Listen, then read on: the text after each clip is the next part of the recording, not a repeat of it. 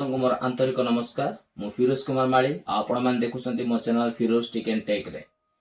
ବହୁତ ଦିନ ପରେ ମୁଁ ଗୋଟିଏ ଗୀତର ବିଷୟକୁ ନେଇ ଭିଡ଼ିଓ ବନାଇବା ପାଇଁ ଆସିଛି। ଆଉ ଏ ଗୀତ ଯେଉଁ ଚ୍ୟାନେଲରେ ପବ୍ଲିଶ ହେବାକୁ ଯାଉଛି, ଆଉ ସେଇ ଚ୍ୟାନେଲର ପ୍ରଡ୍ୟୁସର ବା ଯିଏ ଚ୍ୟାନେଲର ମୁଖ୍ୟ, ସେ ଆଜ୍ଞା ମୋତେ ଆଉ ତାଙ୍କର ଏ ଯୋଉ ଗୀତ ଆଗକୁ ଆସିବାର ଅଛି, ଗୀତର ନାଁ ହଉଛି ପ୍ରସ୍ତୁତ ହୁଅ ଆଗମନ ପାଇଁ। ତ ସେଇ ବିଷୟକୁ ନେଇ ମୋତେ ତାଙ୍କ ଗୀତର ଡିଟେଲ୍ସ ଦେଇଛନ୍ତି। ଆଉ ସେ ବିଷୟରେ ମୋ ଚ୍ୟାନେଲ ତରଫରୁ ମୋ ହିସାବରେ ମୋ ବ୍ୟକ୍ତିଗତ ଓପିନିଅନ କେମିତି ଅଛି ସେ ବିଷୟ ନେଇ ଗୀତକୁ ନେଇ କିଛି ଭିଡ଼ିଓ ମାଧ୍ୟମରେ ଲୋକଙ୍କୁ ଜଣାଇବା ପାଇଁ ବୋଲି କହିଥିବାରୁ ମୁଁ ସେ ସାର୍ଙ୍କୁ ମୋର ହୃଦୟପୂର୍ଣ୍ଣ ଧନ୍ୟବାଦ ଦଉଛି। ସାର୍ ଯୋଉଠି ବି ଥାନ୍ତୁ ମୋର ହୃଦୟପୂର୍ଣ୍ଣ ଧନ୍ୟବାଦ ଅର୍ପଣ କରୁଛି। ତ ଏଇ ଗୀତର ଉଦ୍ଦେଶ୍ୟ, ପୁଣି ଏ ଗୀତରେ ସିଙ୍ଗର ମାନେ କିଏ ଅଛନ୍ତି, ଗୀତର କମ୍ପୋଜିସନ, ଲିରିକ, ଏ ସମସ୍ତ ବିଷୟ ମୁଁ କହିବି।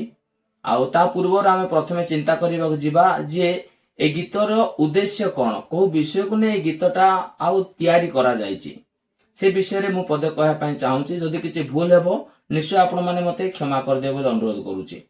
ତ ଗୀତର ନାମଟା ହଉଛି ପ୍ରସ୍ତୁତ ହୁଅ।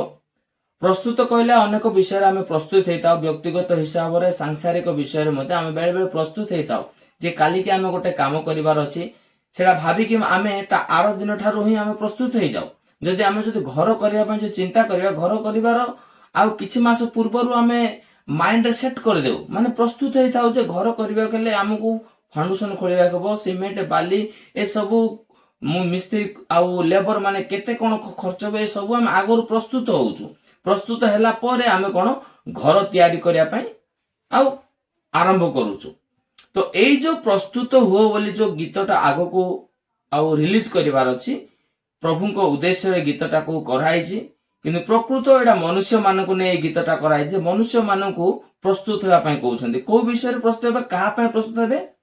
ପ୍ରଭୁଙ୍କ ପାଇଁ, ପ୍ରଭୁଙ୍କର ରାଜ୍ୟ ପାଇଁ, ସ୍ୱର୍ଗ ନିମନ୍ତେ ପ୍ରସ୍ତୁତ ହେବା ଉଦ୍ଦେଶ୍ୟକୁ ନେଇ ଏଇ ଗୀତଟା କରାହେଇଛି। ମୁଁ ଯେତେବେଳେ ତାର ଲିରିକ୍ସ ମତେ ସେ ଆଉ ସାର୍ ମତେ ଛାଡିଛନ୍ତି, ଲିରିକ୍ସ ଯେତେବେଳେ ମୁଁ ପଢୁଥିଲି ଗୀତଟାକୁ, ବହୁତ ଭଲ ଲାଗୁଛି। ବହୁତ ମାନେ ଗୁରୁତ୍ୱପୂର୍ଣ୍ଣ ବିଷୟ ଗୁଡାକ ସେଠି ଲେଖା ହେଇଛି।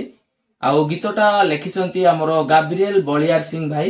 ସେ ଭାଇଙ୍କୁ ମଧ୍ୟ ମୁଁ ହୃଦୟପୂର୍ଣ୍ଣ ଧନ୍ୟବାଦ ଦଉଛି ଯେ ବହୁତ ସୁନ୍ଦର ଗୀତ ଲେଖିଛନ୍ତି। ପ୍ରଭୁ ତାଙ୍କୁ ଅଧିକରୁ ଅଧିକ ଜ୍ଞାନ ମଧ୍ୟ ଦିଅନ୍ତୁ।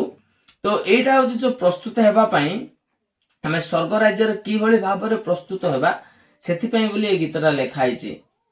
ଯେ ଆମକୁ ସ୍ୱର୍ଗ ରାଜ୍ୟରେ ପ୍ରସ୍ତୁତ ହେବା ପାଇଁ ଆମକୁ କଣ କଣ କରିବାକୁ ହେବ।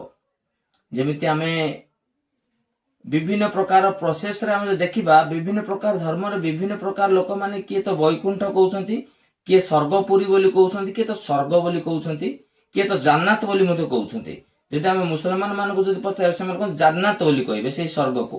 ଖ୍ରୀଷ୍ଟିଆନ ମାନେ ସ୍ୱର୍ଗ ବୋଲି କହୁଛନ୍ତି। ହିନ୍ଦୁ ମାନଙ୍କୁ ଯଦି ପଚାରିବା, ସେମାନେ କହୁଛନ୍ତି ବୈକୁଣ୍ଠ ବୋଲି କହୁଛନ୍ତି। କିନ୍ତୁ ସେ ଯାହା ବି ହଉ, ଲକ୍ଷ୍ୟ ସମସ୍ତଙ୍କର ଗୋଟିଏ ସ୍ଥଳକୁ ଯିବା ପାଇଁ। ଆମେ ଅନେକ ପ୍ରକାର ରାସ୍ତାରେ ଯାଉଛୁ, କିନ୍ତୁ ଆମର ଲକ୍ଷ୍ୟ ଗୋଟେ ଜାଗାରେ ପହଞ୍ଚିବା ପାଇଁ। ତ ଏଇ ଯୋଉ ପ୍ରସ୍ତୁତ ହେବା ପାଇଁ ହେଲେ ଆମକୁ କଣ କଣ କରିବା, ମାନେ ବାକ୍ୟର ଅନେକ ପ୍ରକାର ଜାଗାରେ ପ୍ରସ୍ତୁତକୁ ନେଇ ଲେଖା ହେଇଛି ଯେ ଆମେ ଚୋର ମାନଙ୍କ ପରି ଆସିବୁ। ମାନେ ଲୋକଙ୍କ ଯଦି ଅନ୍ୟ ପ୍ରକାର ଆମେ ସେଟାକୁ ବୁଝିବାକୁ ପାଇଥାଉ, କିନ୍ତୁ ସେଟା ଯଦି ଆମେ ଭଲରେ ଯଦି ଚିନ୍ତା କରିବା ଯେ ହଠାତ୍ ସେ ପ୍ରଭୁ ଆସିବେ। ଯେମିତି ଲୋକ ବିବାହ କରିବାରେ, ଘର ତିଆରି କରିବାରେ, ବିଭିନ୍ନ ପ୍ରକାର ମଜ ମଜଲିସ କରିବାରେ ଲୋକମାନେ ମାତିଥିବେ, সেই ସମୟରେ ପ୍ରଭୁ ଆସିବେ। ମାନେ ହଠାତ୍ ଆସିବେ। ସେ କେତେବେଳେ ଆସିବେ, ସକାଳେ ଆସିବେ ନା ସନ୍ଧ୍ୟାରେ ଆସିବେ, କି ରାତିରେ ଆସିବେ, ସେଟା କିଛି କିଏ ଜାଣିନାହାନ୍ତି। କାରଣ ସେଟା କାହାକୁ ଏପର୍ଯ୍ୟନ୍ତ କୁହାଯାଇନାହିଁ। କିନ୍ତୁ କିଛି କିଛି ସିମ୍ବଲ ଦିଆହେଇଛି ଯେ ଯୁଗ ଶେଷ କେମିତି ହେବ, ଯୁଗ ଶେଷ ହେଲା ପରେ ପ୍ରଭୁ ଆସିବାର ସମୟ ହେବ। ସ୍ଥାନେ ସ୍ଥାନେ ଯେମିତି ଭୂମିକମ୍ପ ହେବ, ଦେଶ ଦେଶ ବିରୁଦ୍ଧରେ ଆଉ ଗଣ୍ଡଗୋଳ, ଅଶାନ୍ତି, ଯୁଦ୍ଧ ଲାଗିବ। ବର୍ତ୍ତମାନ ତ ସେମିତି ଚାଲିଛି।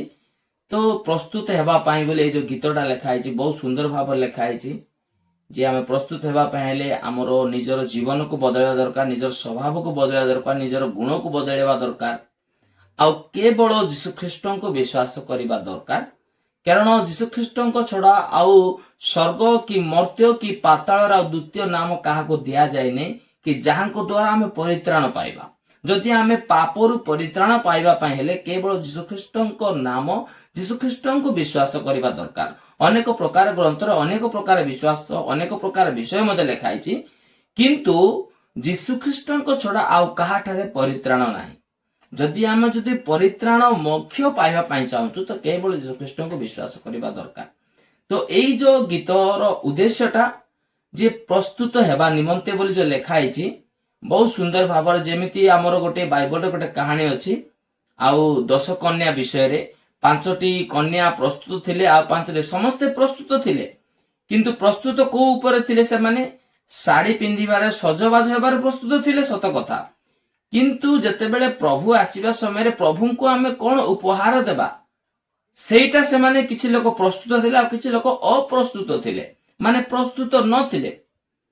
ଯେତେବେଳେ ଯଦି ବର ଆସୁଛି ତ ଆମେ ଯେତେବେଳେ ଧୂପ ଦୀପ ଦେଇକି ତାଙ୍କୁ ଯୋଉ ସ୍ୱାଗତ ଜଣେଇବା, ସେ ସମୟରେ 5ଟି କନ୍ୟା କଣ ସୁବୁଦ୍ଧି ଆଉ 5ଟି କନ୍ୟା ନିର୍ବୁଦ୍ଧି ଥିଲେ। ସୁବୁଦ୍ଧି ମାନେ କଣ? ସେମାନେ ଆପଣା ଆପଣା ଦୀପରେ ତେଲ ରଖିଥିଲେ ଆଉ ସେମାନେ ପୁରା ପ୍ରସ୍ତୁତ ଥିଲେ। ଆଉ ନିର୍ବୁଦ୍ଧି ମାନେ କଣ? ସେମାନେ କେବଳ ସଜବାଜ ହେଇଥିଲେ, ଲିପଷ୍ଟିକ ଆଇବ୍ରୋ କ୍ରିମ ପାଉଡର ସବୁ ଠିକ ଠାକ ଅଛି, କିନ୍ତୁ ସେମାନଙ୍କ ଦୀପରେ କଣ? ତେଲ ନାହିଁ। ବର ଆସିବା ସମୟରେ ସେମାନଙ୍କ ଦୀପ କଣ? ତେଲ ଯେତେବେଳେ କମ ଥିବ, ତ ଆମେ ଯଦି ବ୍ରହ୍ମପୁର ଯିବାକୁ ହେଲେ ଆମକୁ କେତେ ଟଙ୍କାର ତେଲ ପକେଇବା, ଆମେ ତା ଜାଣିକି ତେଲ ଗାଡିରେ ପକେଇବା ଦରକାର। ଯଦି ଆମେ ଗାଡିରେ 50 ଟଙ୍କାର ତେଲ ପକେଇବା, ଭାବିବା ବ୍ରହ୍ମପୁର ପଳେଇବା, ତ ଆମେ ନିଶ୍ଚୟ ମୋହନା ଆଡକୁ ଆମେ ଠପ ହେଇ ରହିଯିବାକୁ ପଡିବ। ତ ତଦ୍ରୂପ ଏମାନେ କଣ? ପ୍ରସ୍ତୁତ ଥିବା ହେତୁ ବରଙ୍କୁ ସେମାନେ ସାକ୍ଷାତ କରିପାରିଲେ। ଆଉ ଯେତେବେଳେ ନିର୍ବୁଦ୍ଧି ମାନେ ପ୍ରସ୍ତୁତ ହେଇନଥିଲେ, ସେମାନେ ଯେତେବେଳେ ପରେ ସେମାନେ ରେଡି ହେଇକି ଯାଉଛନ୍ତି, ବର ସେମାନଙ୍କୁ କଣ କହୁଛନ୍ତି ଯେ ଆଉ ସମୟ ନାହିଁ, ସମୟ ବିତିଗଲା ବୋଲି ସେମାନଙ୍କୁ ଗେଟ୍ ଆଉଟ୍ କରିଦେଲେ। ତଦ୍ରୂପ ଆମେ ସ୍ୱର୍ଗ ରାଜ୍ୟକୁ ଯିବା ପାଇଁ ହେଲେ ଆମକୁ ତଦ୍ରୂପ ଆମେ ଏଇ ଟାଇମରେ, ଏଇ ସମୟରେ ଆମେ ଯେତେବେଳେ ଜୀବିତ ଅଛୁ, ଏବେ ହିଁ ଆମକୁ ପ୍ରସ୍ତୁତ ହେବାକୁ ହବ। ମନକୁ ପରିବର୍ତ୍ତନ କରି ପ୍ରଭୁଙ୍କଠାରେ ଜୀବନ କାଟିବାକୁ ହବ। ତ ଚାଲନ୍ତୁ ମୁଁ ଭିଡିଓର ପୁରା ଡିଟେଲ୍ସ ଦେବି ଯେ ଏଇଠି ଏ ଯୋଉ ଗୀତ ଆଉ କିଏ ଗାଇବାର ଅଛି, କିଏ ଗାଇଛନ୍ତି ଆଉ କିଏ ଲେଖିଛନ୍ତି, ତାର ମ୍ୟୁଜିକ ଡାଇରେକ୍ଟର କିଏ, ରେକର୍ଡିଂ କୋଉଠି, ସେ ସବୁ ଡିଟେଲ୍ସ ମୁଁ ଦେବି। ତ ଆପଣ ମାନେ ଧ୍ୟାନ ଶୁଣନ୍ତୁ, ଭିଡିଓ ଲମ୍ବା ହେଇଛି, ଆପଣ ମାନେ ମତେ କ୍ଷମା କରିଦେବେ। ତ ଚାଲନ୍ତୁ ଆଉ କିଛି ସମୟ ଆମେ ତାର ଡିଟେଲ୍ସଟା ଦେଖିଦେବା, ତାପରେ ମୁଁ ବିଦାୟ ନେବି। ତାର ନାଁ ହଉଛି ପ୍ରସ୍ତୁତ ହୁଅ। ସିଙ୍ଗର ହଉଛି ଅସୀମା ପଣ୍ଡା ଆଉ ଏସ୍ ଜିତୁ। ଏସ୍ ଜିତୁଙ୍କର କିଛି ଗୀତ, ଏବେ କେତେ ଗୀତ ଗଲାଣି, ବହୁତ ଭାଇରାଲ ହେଇଛି। ତ ଏଇ 2 ଜଣ ଗାଇଛନ୍ତି, ଅସୀମା ପଣ୍ଡା ଆଉ ଏସ୍ ଜିତୁ। ଏଇଠି ଲିରିକ କରିଛନ୍ତି ଆମର ଆଉ ସୁଧାନ୍ତ ବର୍ଦ୍ଧନ, କମ୍ପୋଜ କରିଛନ୍ତି ଗାବ୍ରିଏଲ ବଳିଆର ସିଂ। ତା ସହିତ ଆମର ମ୍ୟୁଜିକ ଆରେଞ୍ଜମେଣ୍ଟ କରିଛନ୍ତି ବାପି ସାମଲ ଭାଇ, ଯିଏକି ଆମର ପ୍ରଫେସନାଲ ମ୍ୟୁଜିକ ଡାଇରେକ୍ଟର ଆମ ଓଡ଼ିଶା ପାଇଁ। ତାଙ୍କର ଯେକୌଣସି ମ୍ୟୁଜିକ ଆପଣ ଶୁଣିବେ ବହୁତ ଭଲ ଲାଗିବ। ଆମର ମଧ୍ୟ ଗୋଟେ ଗୀତ ହେଇଛି ମୋବାଇଲ ବାୟା, ଯୋଉ ଗୀତର ମ୍ୟୁଜିକ ଦେଇଛନ୍ତି ବାପି ସାମଲ ସାର୍, ବହୁତ ବଢିଆ ଲାଗୁଛି। ସେମିତି ତାଙ୍କର ଯେକୌଣସି ଗୀତ ଶୁଣିବେ ମ୍ୟୁଜିକ ତାଙ୍କର ଭଲ ଥିବ। ତ ବାପି ସାମଲ ସାର୍ ଦେଇଛନ୍ତି ସେଟା। ରେକର୍ଡିଂ ହେଇଛି ଆମର କଟକ MRR ଷ୍ଟୁଡିଓରେ। ଆମେ ମଧ୍ୟ ଯେତେବେଳେ ଗୀତ କରିଥିଲୁ ସେଠି ଯାଇଛୁ, ବହୁତ ବଡ ଷ୍ଟୁଡିଓଟା, ଆଉ ଆମ ଓଡ଼ିଶାର ନମ୍ବର 1 ଷ୍ଟୁଡିଓ କହିଲେ ଅତ୍ୟୁକ୍ତି ହେବ ନାହିଁ, MRR ଷ୍ଟୁଡିଓ। ମାଷ୍ଟରିଂ ହେଇଛି, ମାଷ୍ଟରିଂ କରିଛନ୍ତି ଆମର ଶକ୍ତିସ୍ୱର ମହାପାତ୍ର, ସେ ବହୁତ ଭଲ ମାଷ୍ଟରିଂ କରନ୍ତି। ଶକ୍ତିସ୍ୱର ମହାପାତ୍ର MRR ଷ୍ଟୁଡିଓର ସେଇ ଭାଇ ସେଟା କରିଛନ୍ତି। ଆଉ କ୍ୟାମେରାମ୍ୟାନ ଆମର ଡିଜିଟାଲ କ୍ରାଉ ବୋଲି ଯୋଉ କହୁଛନ୍ତି, ସେ ପ୍ରାୟ ଲୋକଙ୍କର MRR ପ୍ରାୟ ଭିଡିଓ ଆଉ ସୁଟ୍ ପୁଣି ଏଡିଟିଂ ଆଉ ସେଇ ଡିଜିଟାଲ ଭାଇ କରନ୍ତି, ବହୁତ ସୁନ୍ଦର ଭାବରେ ସେ କରନ୍ତି।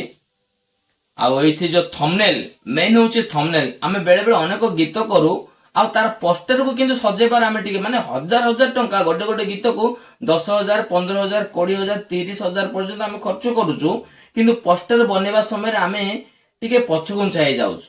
ହଁ 100-150 ଫଟୋଟା ହେଇଯାଉ, ପୋଷ୍ଟର ଥମ୍ବନେଲଟା ହେଇଯାଉ ବୋଲି ଆମେ ଆଡଜଷ୍ଟମେଣ୍ଟ କରିଦଉଛୁ। ବେଳେ ବେଳେ ଆମେ ନିଜ ମୋବାଇଲରେ ବନେଇ ଦଉଛୁ। पोस्टर वेरी इंपोर्टेंट, कारण जो दिखता है वही बिकता है। तो आमे प्रथमे थंबनेल को वेरी इंपोर्टेंट देवा दरकार, थंबनेल को बहुत भलरे आमे सजेवा दरकार। तो से थंबनेल करिसेंती हमर परशुराम सरगरिया, हमर मधे अनेक पोस्टर से बनैछंती, बहुत सुंदर भाबर से पोस्टर बनाउछंती, डिजाइन करूछंती। तो एई गीतटा हमर ज्योतिर्मय चैनल रे गीतटा पब्लिश हबो। तो आपण मानकु समस्त अनुरोध करूची ଏଇ ନେକ୍ସଟ ରବିବାର ଦିନ ଗୀତ ପବ୍ଲିଶ ହେବାକୁ ଯାଉଛି ଜ୍ୟୋତିର୍ମୟ ଚ୍ୟାନେଲ ରେ। ସେଇ ଚ୍ୟାନେଲ କୁ ନିଶ୍ଚୟ ଆପଣ ମାନେ ଲାଇକ୍ କରିବେ, କମେଣ୍ଟ କରିବେ ଆଉ ସବସ୍କ୍ରାଇବ କରିବେ। ଗୀତକୁ ଅଧିକ ମାତ୍ରାରେ ଶୁଣିବା ସହିତ ପ୍ରଭୁଙ୍କୁ ଧନ୍ୟବାଦ ଦେବେ, ପୁଣି ଅନ୍ୟମାନଙ୍କୁ ସେୟାର ମଧ୍ୟ କରିବେ ବୋଲି ମୋ ଚ୍ୟାନେଲ ତରଫରୁ ଅନୁରୋଧ କରୁଛି। ଆଜିର ଭିଡ଼ିଓ ଆପଣଙ୍କୁ କେମିତି ଲାଗିଲା ନିଶ୍ଚୟ କମେଣ୍ଟରେ ଜଣାଇବେ। ଆଉ ଯଦି ଭଲ ଲାଗିଛି ନିଶ୍ଚୟ ଲାଇକ୍ କରିବେ, କମେଣ୍ଟ କରିବେ। ତା ସହିତ ଯଦି ନୂଆ ଆସିଛନ୍ତି ସବସ୍କ୍ରାଇବ କରିବା ପାଇଁ ଭୁଲିବେନି। ରହୁଛି ପୁନର୍ବାର ଆଉ ଏକ ଭିଡ଼ିଓ ଦେଖା ହବ। ସେ ପର୍ଯ୍ୟନ୍ତ ସମସ୍ତେ ଭଲରେ ଥାନ୍ତୁ ଆଉ ଖୁସିରେ ଥାନ୍ତୁ। ନମସ୍କାର।